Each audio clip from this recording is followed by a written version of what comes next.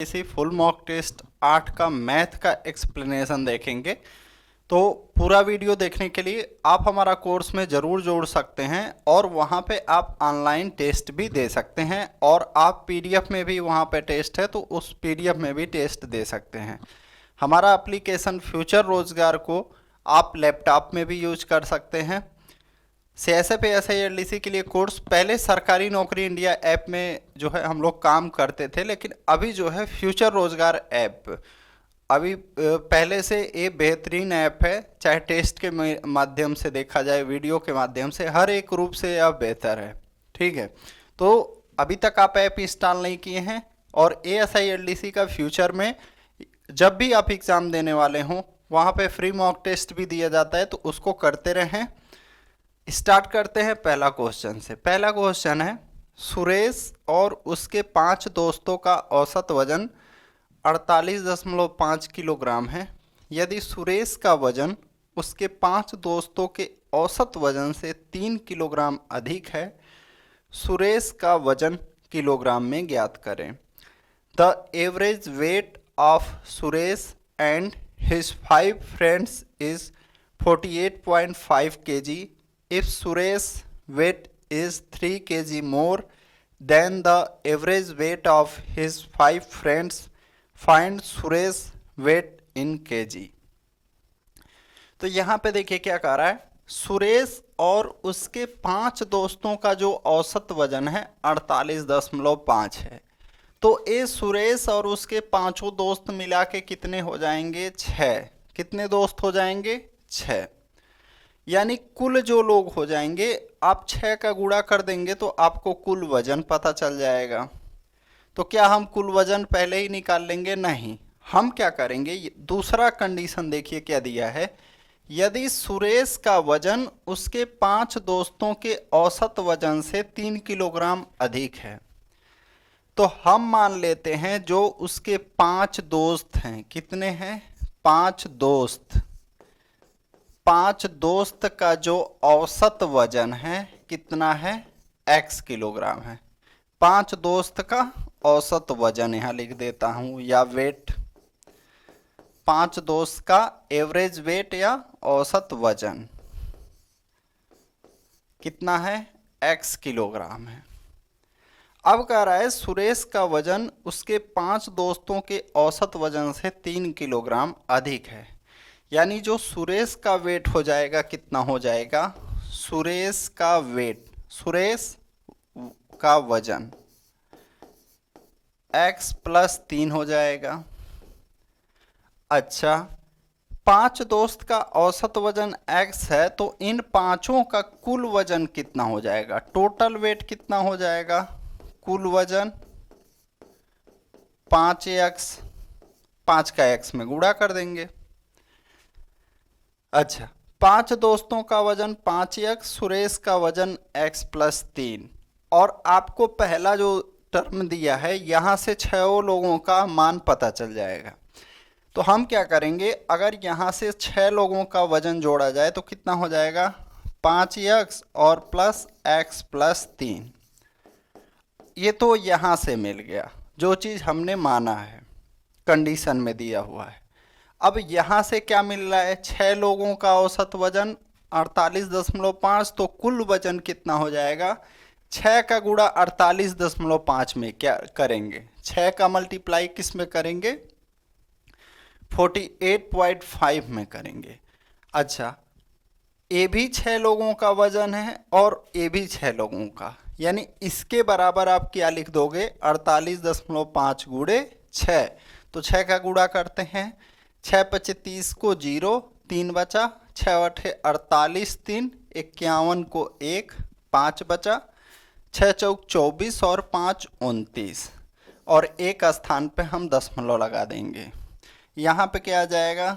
6x + 3 = 291, 6x = 3 को हम बराबर के इधर लाएंगे तो 291 - 3, 6x = 288। क्या हो जाएगा? 288। अब 6 से 288 को डिवाइड करेंगे, यहाँ पे आ जाएगा 48। क्या आ जाएगा? 48, x इज इक्वल टू 48। अब ये तो x का वैल्यू आया है, हमसे पूछ रहा है सुरेश का वेट क्या होगा। तो सुरेश का वेट हमने क्या लिया था, यहाँ पे देखिए x प्लस 3, कितना लिया था, x प्लस 3, यानी इस 48 में क्या करना होगा, हमें 3 ऐड करना होगा और हमारा आंसर कितना आ जाएगा 51। कितना आ जाएगा आंसर हमारा 51। यही जो 51 होगा यही आंसर होगा। अगला क्वेश्चन कह रहा है एक परिवार का औसत मासिक खर्च, यानी किसी फैमिली का एवरेज जो मंथली एक्सपेंडिचर है क्या है, first 3 month during first 3 month 10,000, यानी पहले 3 महीनों के दौरान 10,000, नेक्स्ट 4 मंथ के दौरान 12,500 एंड लास्ट 5 मंथ के दौरान 13,500। यदि वर्ष के दौरान परिवार की कुल सेविंग जो है, बचत जो है 32,500 थी, तो उसकी औसत मासिक आय कितनी रुपए है। तो सबसे पहले हमें क्या है, टोटल इनकम निकालना होगा एक साल का, कि इनका इनकम क्या है, आय क्या है।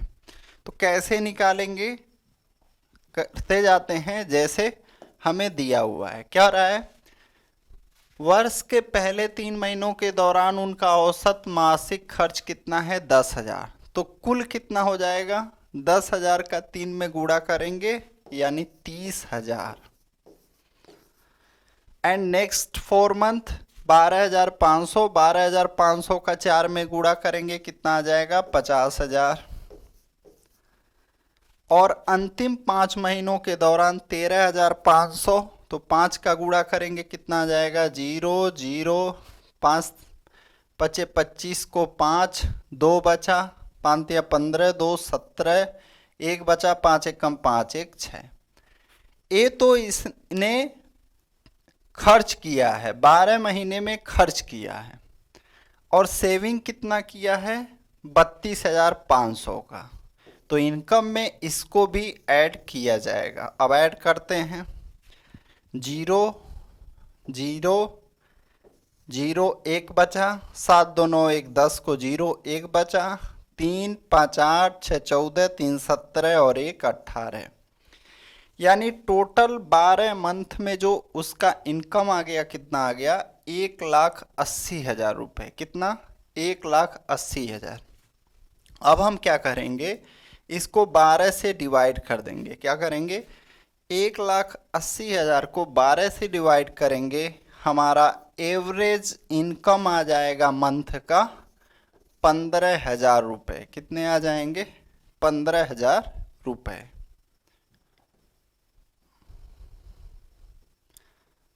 अगला क्वेश्चन,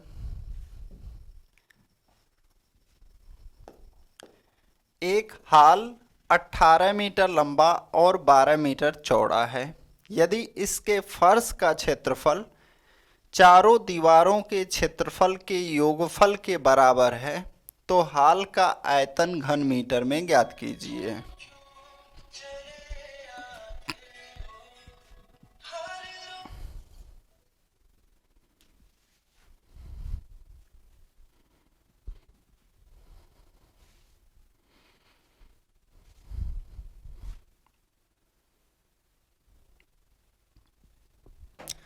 क्या है, यदि इसके फर्श का क्षेत्रफल चारों दीवारों के क्षेत्रफल के योग के बराबर है, तो हाल का आयतन घन मीटर में ज्ञात कीजिए।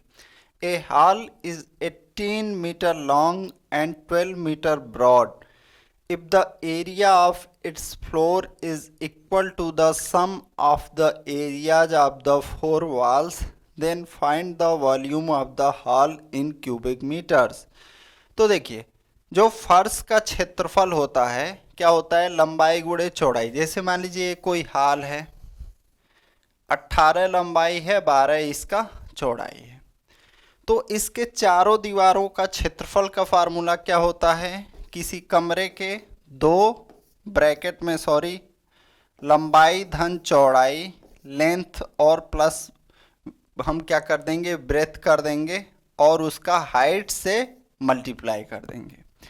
ये जो है चारों दीवारों का क्षेत्रफल इसके फर्श के क्षेत्रफल के बराबर है। क्या? फर्श के क्षेत्रफल के बराबर है। यानी हम कर देंगे 2, लंबाई कितना है 18 दिया हुआ है, 12 चौड़ाई दिया हुआ है, हाइट पता करेंगे। इस ए जो वैल्यू है इसके क्षेत्रफल के बराबर है, यानी 18 गुणे 12 कर देंगे। कट करते हैं 2 से 6 बार, 18 और 12 30H बराबर 18 और गुणे 6, 6 से कट करेंगे 5 बार, H का जो वैल्यू आ जाएगा 18/5। यानी वो जो हॉल है या कमरा है उसका ऊंचाई है 18/5। तो कमरे का आयतन क्या हो जाएगा, लंबाई गुणे चौड़ाई गुणे ऊंचाई, यानी 18 गुणे 12 और गुणे ऊंचाई कितना है 18/5। हाइट कितना है हमारा 18/5।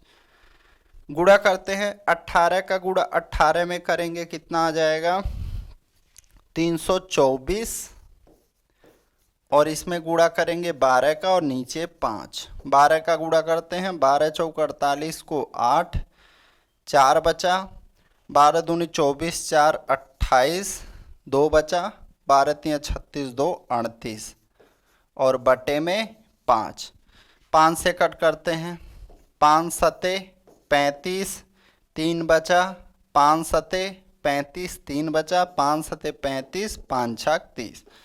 हमारा आंसर क्या आ जाएगा, हॉल का आयतन जो आ जाएगा 777.6 घन मीटर। क्या?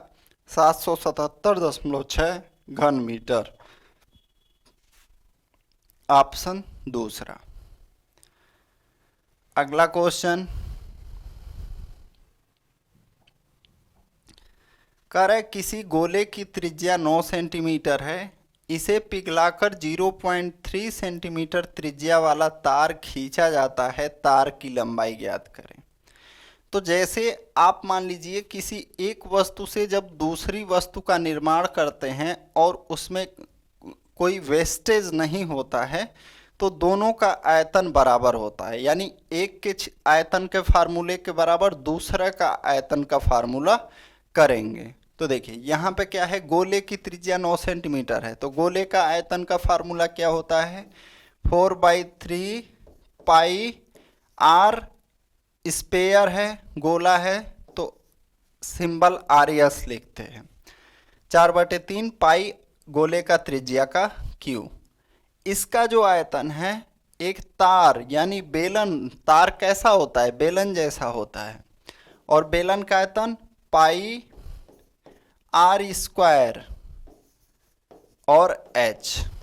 अब देखिए यही हमें h का मान पता करना है, यानी तार की लंबाई निकालनी है। पाई से पाई कट जाएगा, 4/3 r का वैल्यू कितना है, गोले का त्रिज्या 9 है, तो गुणे 9 और गुणे 9। यहाँ पे r का मान कितना है 0.3, हम इसको 3/10 लिखेंगे, गुणे 3/10 और गुणे h।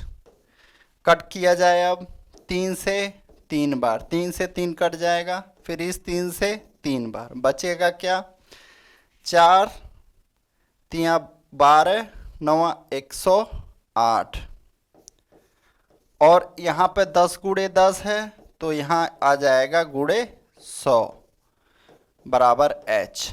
तो ये चीज जो आया है हमारा सेंटीमीटर में आया है, किस में आया है, ये जो आया है हमारा सेंटीमीटर में आया है। इसको हम क्या करते हैं ऑप्शन के अनुसार मीटर में बदल देते हैं। क्या? मीटर में। तो क्या करेंगे, मीटर में बदलने के लिए 100 से भाग दिया जाएगा। सेंटीमीटर को अगर आपको मीटर में बदलना है तो क्या करना है 100 से भाग देना है, तो ये कट जाएगा। हमारा h का जो वैल्यू आ जाएगा 108 मीटर। कौन सा ऑप्शन हो जाएगा, दूसरा ऑप्शन। इसमें क्या था एक गोले से एक तार बनाया जा रहा था। तो तार किस तरह से होता है? एक बेलन की तरह होता है। अगला क्वेश्चन,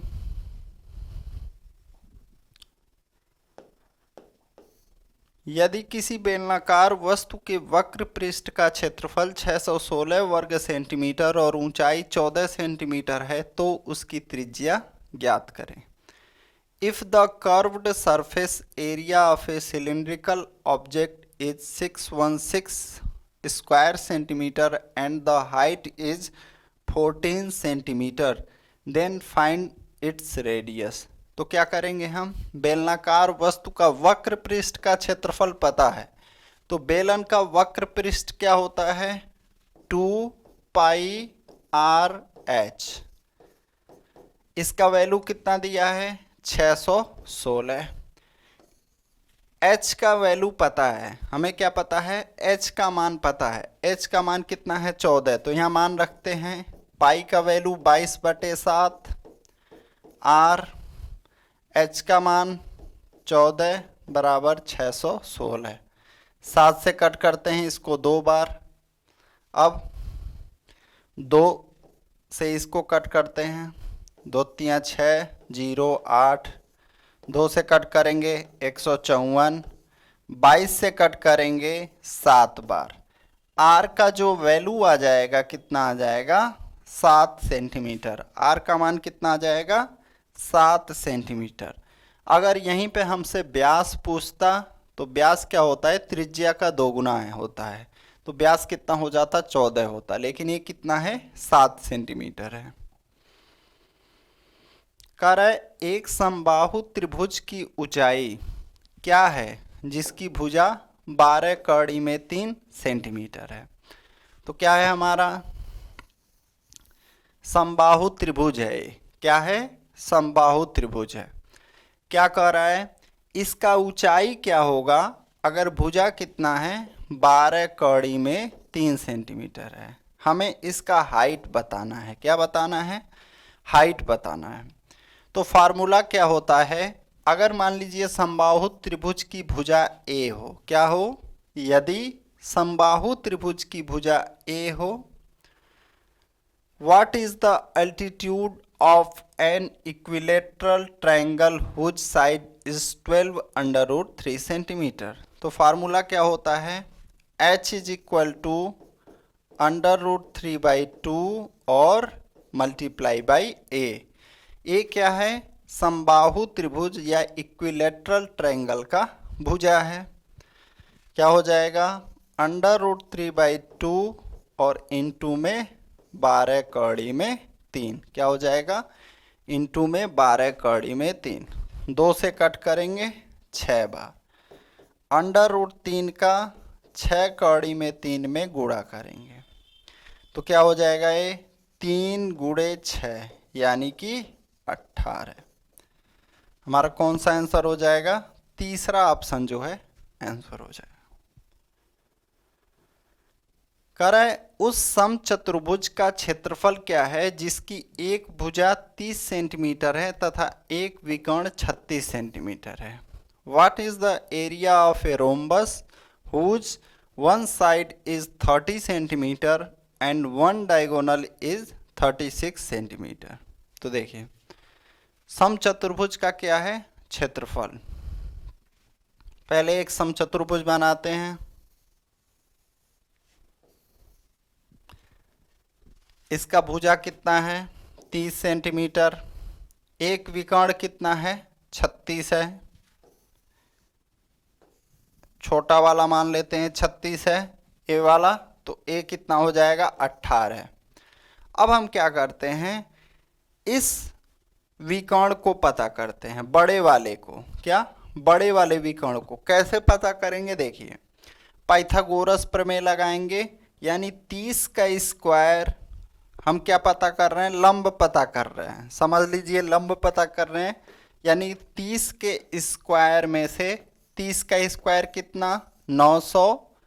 18 का स्क्वायर घटाना है, तो 18 का स्क्वायर कितना? 324। यहाँ पे कितना आ जाएगा? √546। 76। अंडर रूट 576 का वैल्यू कितना होता है? 24। क्या होता है? 24। तो ये तो आपका कितना मान आया? एक विकर्ण का आधा कितना आएगा? 24। तो पूरा विकर्ण कितना हो जाएगा? दूसरा विकर्ण जो हो जाएगा हमारा 48 हो जाएगा। विकर्ण का आधा कितना आया? 24 आया। तो पूरा हमारा जो विकर्ण होगा यानी डायगोनल हो जाएगा क्या? 48। अब हमें क्या बताना है? क्षेत्रफल। तो रोम्बस का जो एरिया का फार्मूला क्या है? 1/2 गुणे इसका डायगोनल का मल्टीप्लाई करेंगे तो क्या है? 36 और गुणे 48। 2 से कट करेंगे 24 बार। 36 का गुणा करते हैं, 36 चौके 144, 4 बचा, 4 लिख दिए, 14 बचा। 36 दूनी 72 और 14 86। हमारा आंसर क्या आ जाएगा? 864। दूसरा ऑप्शन सही हो जाएगा।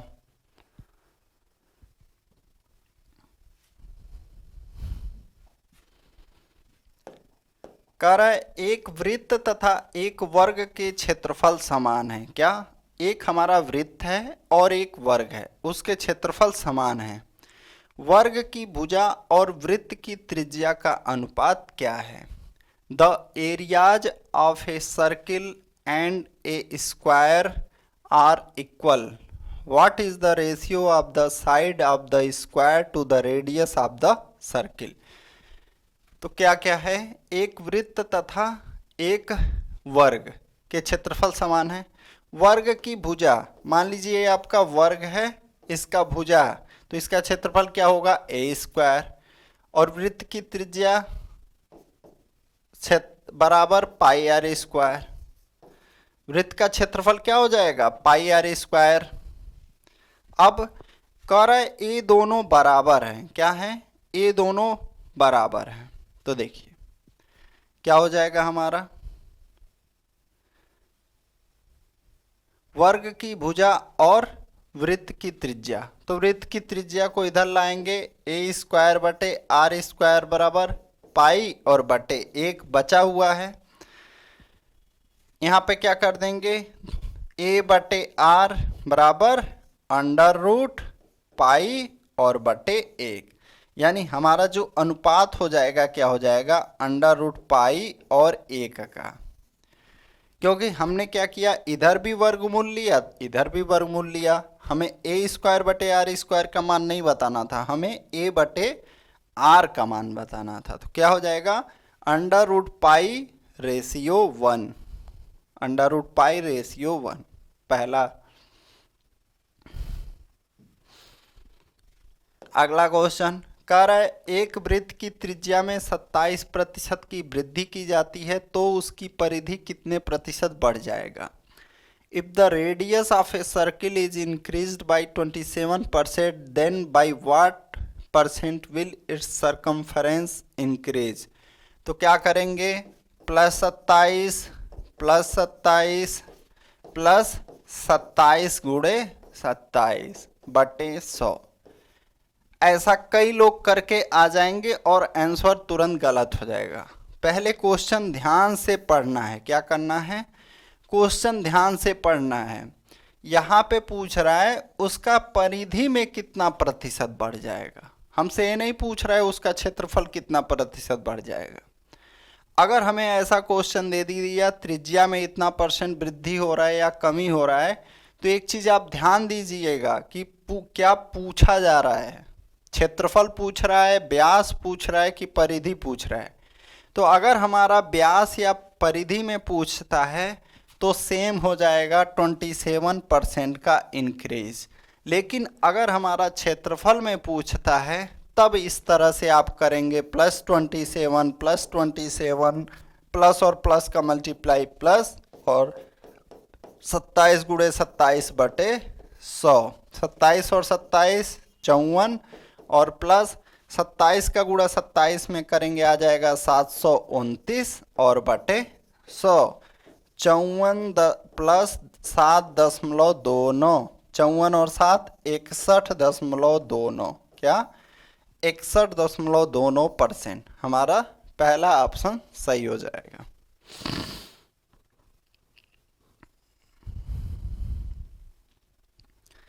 कह रहा है एक पहिया एक चक्कर में 1100 सेंटीमीटर की दूरी तय करता है।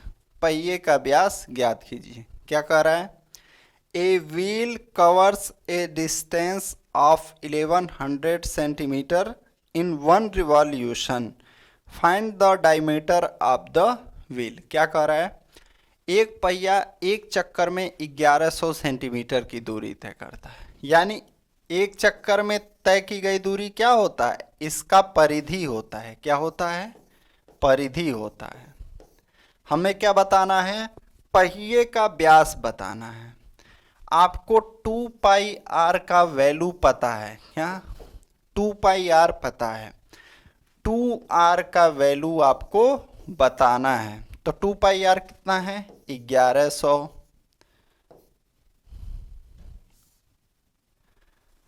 तो क्या हो जाएगा? 2 गुणे 22/7 गुणे आर बराबर 1100। 22 से कट करेंगे 50। 2 आर बराबर क्या हो जाएगा?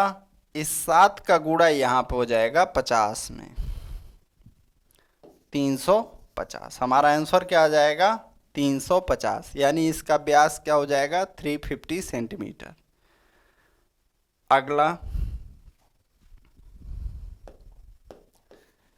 कह रहा है 14 सेंटीमीटर त्रिज्या।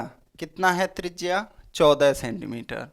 और 45 डिग्री केंद्रीय कोण वाले वृत्तखंड का क्षेत्रफल क्या होगा? तो वृत्तखंड क्या होता है? मान लीजिए ए आपका है, त्रिज्या कितना है? 14, डिग्री कितना है? 45 डिग्री। इसका क्षेत्रफल बताना हो तो फार्मूला क्या होता है? फार्मूला लिख लीजिए। वृत्तखंड या त्रिज्य खंड का क्षेत्रफल पाई आर स्क्वायर थीटा अपान 360, ये होता है फार्मूला। तो पाई का वैल्यू लिख देंगे यहाँ पे 22/7 और गुणे 360। आर का वैल्यू कितना है? 14, तो गुणे 14 और गुणे 14। थीटा का वैल्यू कितना है? 45 डिग्री। अब कट करते हैं। 7 से कितनी बार? 2 बार। 45 से कट करेंगे 8 बार। 2 से कट करेंगे 4 बार। 2 से कट करेंगे 2 बार और 11 बार। 2 से कट करेंगे 7 बार। हमारा कितना आ जाएगा? 77। कितना? इसका क्षेत्रफल कितना हो जाएगा? 77 वर्ग सेंटीमीटर।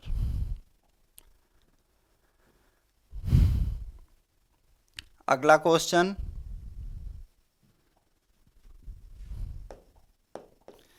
कह रहा है त्रिभुज ABC में भुजा AC की लंबाई भुजा AB के लंबाई के 5 गुने से 4 सेंटीमीटर कम है। भुजा BC की लंबाई भुजा AB के लंबाई के 4 गुने से 4 सेंटीमीटर अधिक है। यदि त्रिभुज ABC का परिमाप 90 सेंटीमीटर है तो इसका क्षेत्रफल ज्ञात करें। In a triangle ABC, the length of side AC is 4 centimeter less than 5 times the length of side AB. The length of side BC is 4 centimeter more than 4 times the length of side AB. If the perimeter of triangle ABC is 90 centimeter, then find its area. तो हम क्या करेंगे? सबसे पहले आपको तभी समझ में आएगा जब आप एक त्रिभुज बनाएंगे। क्या करेंगे? आप एक त्रिभुज बनाएंगे और इसका नाम लिख देंगे A, B और C। अब क्या कह रहा है? भुजा AC की लंबाई भुजा AB की लंबाई के 5 गुने से 4 सेंटीमीटर कम है। तो AB को मान लेंगे X। AC कितना हो जाएगा? इसका 5 गुना से 4 सेंटीमीटर कम। अब क्या कह रहा है? भुजा BC की लंबाई भुजा AB की लंबाई के 4 गुने से 4 सेंटीमीटर अधिक है। यानी A जो हमारा भुजा है इसके 4 गुने से 4 सेंटीमीटर अधिक है। ये हमारा तीनों भुजा हो गया। फिर और क्या पता है हमें? हमें और पता है क्या? इसका परिमाप यानी पेरीमीटर। तीनों भुजाओं का योग कितना है 90। ऐड करते हैं x प्लस 5